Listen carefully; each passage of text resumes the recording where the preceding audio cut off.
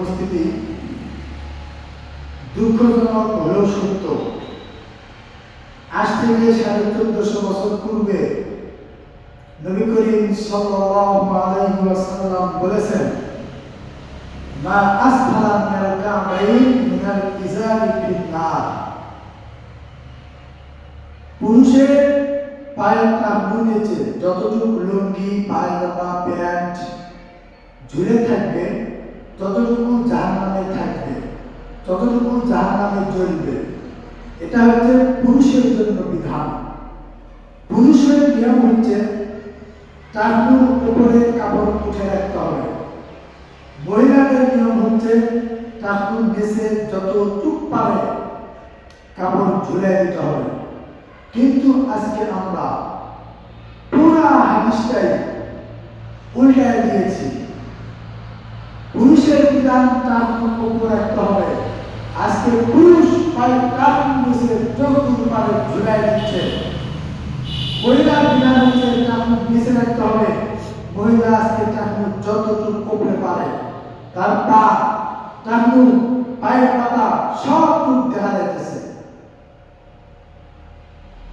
এই যে আল্লাহ নবী সাল্লাল্লাহু আলাইহি ওয়াসাল্লাম বললেন, লানাল্লাহু মুতাশাব্বিহিনা বির-রিজাল ওয়া মুতাশাব্বিহাত বিন-নিসা। যে সমস্ত পুরুষ মহিলার সাথে সাদৃশ্য রাখে আর যে সমস্ত নারী পুরুষের সাথে সাদৃশ্য রাখে তাদের উপরে আল্লাহর লানত, আল্লাহর অভিশাপ। তাহলে আজকে আমরা সমাজটা পাল্টে দিয়েছি, পুরো সমাজটাই উল্টে গিয়েছে। পুরুষ মহিলা সাজতে চায়, মহিলা পুরুষ সাজতে চায়। ভুলকে আমরা ছোট করে ফেলাই, আমরা আল্লাহ রাব্বুল আলামিনের সৃষ্টিকে পরিবর্তন করে ফেলাই।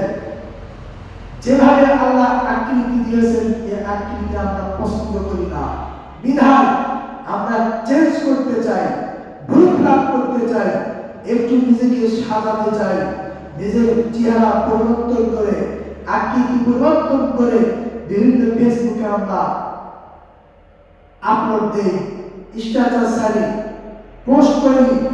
আমাদের ছবিগুলোকে কুকুরের মতন, বানরের মতন, বিড়ালের মতন আকৃতি দিয়ে ওগুলাকে চেঞ্জ করি। এই সৃষ্টির পরিবর্তন করা হারাম। সৃষ্টির পরিবর্তন হচ্ছে নিকৃষ্ট একটি কাজ, শয়তানের কাজ। এই জঘন্য কাজ থেকে আমাদেরকে সাবধান, বিরত থাকতে হবে এবং পুরুষ হয়ে মহিলার বেশ ধরা, মহিলা হয়ে পুরুষের বেশ ধরা, এই অভিশপ্ত একটি কাজ থেকে আমাদেরকে সাবধান থাকতে হবে। আজকে আপনি দেখেন বিভিন্ন পার্কে, বিভিন্ন গার্ডেনে একজন তরুণ তরুণী, যুবক যুবতী, বালক বালিকা থেকে শুরু করে তারা বিভিন্নভাবে অবৈধভাবে তারা যে রিলেশন করছে, সম্পর্ক করছে, সময় কাটাচ্ছে, একজন গাইডেন হিসেবে আমাদের কোনো ভূমিকা নাই। একজন অভিভাবক হয়ে আমাদের কোনো তাদের সচেতন নেই। একজন আদর্শ পিতা হয়ে, আদর্শ মা হয়ে ওই ছেলে, ওই মেয়ের কোনো খবর নেই। বিয়ে সকালে গিয়েছে, দুপুরে আসা কথা, বিকাল হয়, সন্ধ্যা হয়, রাত্রিতে আসে, শুধু বললাম মা কিংবা বাবা এসেছ, এই কথা বলে আমার মুখে টেনে নেই। দেরি করলো কি জন্য এটার জবাব আমরা চাই না। এই ছেলেকে খারাপ করার জন্য, মেয়েকে খারাপ করার জন্য ওই পিতাই যথেষ্ট, ওই মাতাই যথেষ্ট।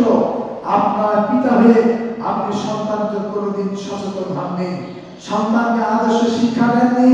মেয়ে হিসেবে আপনি, মা হিসেবে মেয়েকে আপনি সততা শিক্ষা দেন নাই, আদর্শ শিক্ষা দেন নাই।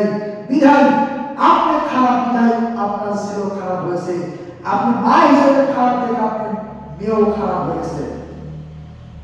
আপনার ছেলের প্রতি, মেয়ের প্রতি সবসময় লক্ষ্য রাখতে হবে, নজর রাখতে হবে, খেয়াল রাখতে হবে কখন কোথায় কি করছে। অবহেলা করতে হবে না। আল্লাহ রাব্বুল আলামিন এই অবহেলিত জাতি থেকে, অবহেলিত পিতা মাতার থেকে